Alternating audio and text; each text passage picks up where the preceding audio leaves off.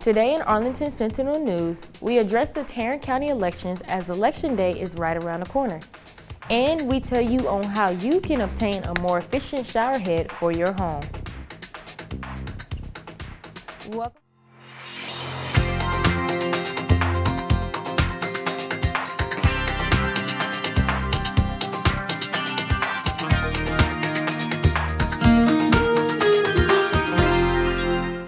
Welcome to Arlington Sentinel News. I'm Taylor Carr. Thank you for joining us.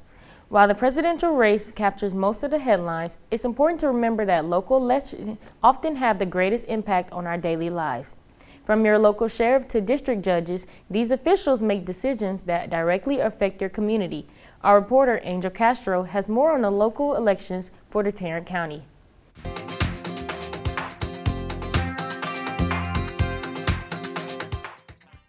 On the ballot this year, you will see the federal races, including the race for President, USA Senate, and the House of Representatives. But the local election holds a significant weight on how your county is run. One of the most critical roles being decided is the sheriff. The sheriff oversees law enforcement in the county, and this year, voters will choose between Bill Wayborn, the current sheriff, and challenger Patrick Moises. Other important positions up for election include criminal justice judge for Court 2, district judge for the 213 Judicial District, county tax assessor collector, and the constable for precinct number 7. Among others, while the city of Arlington itself will not have election on this ballot, it is important to remember that Arlington is part of Tarrant County.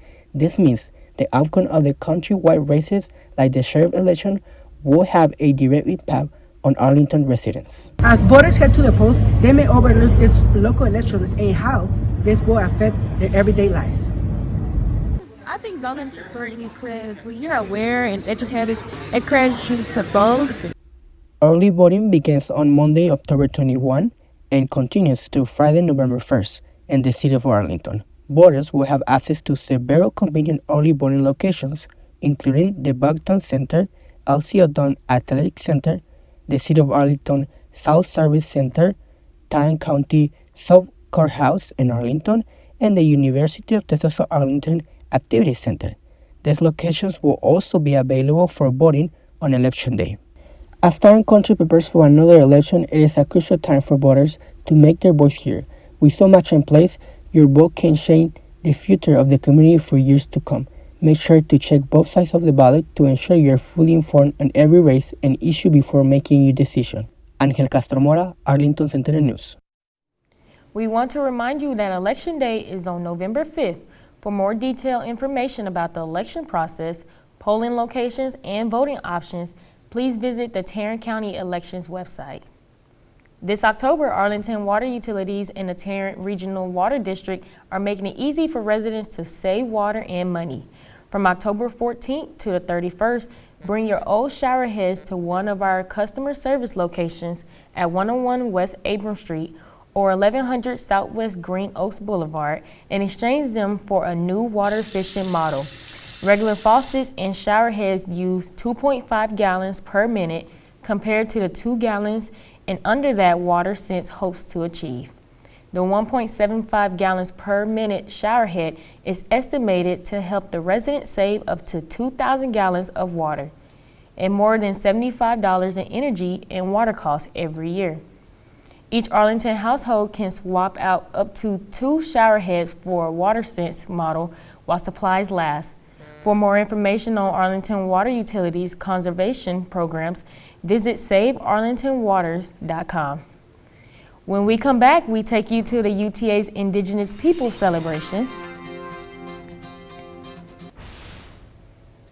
Knows he shouldn't eat this entire bowl of nachos, but tonight he's earned that right because a few hours ago in the middle of happy hour he recognized a sign, not from the gods or a bolt of lightning, but from a double heart, a kissy face, and a fourth ha in ha ha ha. That's when Jordan knew he was buzzed. So when it was time to go, he got a ride home instead of driving. Be a legend like Jordan. Recognize your buzzed warning signs and get a ride home. Buzz driving is drunk driving. Welcome back. A nonprofit organization called Hope for Kids is hosting events in the Arlington area to raise money for Arlington natives. Just this last weekend, Hope for Kids hosted their annual car show. The car show is just one of many events that Hope for Kids puts on to raise money for underserved families in the community. Hope for Kids put a special focus on providing mental health support for young families, something not as widely done. The director, Rose Brazil, says everyone qualifies for their services. We have counselors that we can send them to.